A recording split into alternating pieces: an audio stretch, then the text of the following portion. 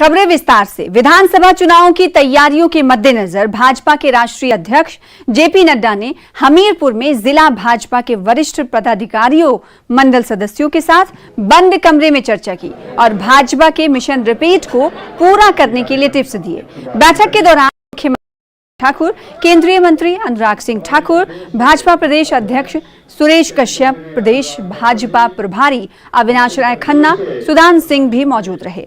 बैठक के तुरंत बाद गांधी जयंती के उपलक्ष्य में राष्ट्रीय अध्यक्ष जगत प्रकाश नड्डा ने केंद्रीय मंत्री अनुराग ठाकुर के आग्रह पर हमीरपुर बाजार में खादी बोर्ड के शोरूम को विशेष तौर पर खुलवाया गया और वहां पर जाकर खरीदारी भी की। राष्ट्रीय अध्यक्ष नड्डा ने इस अवसर पर अपने लिए खादी के कुर्ता पैजामे का कपड़ा भी खरीदा।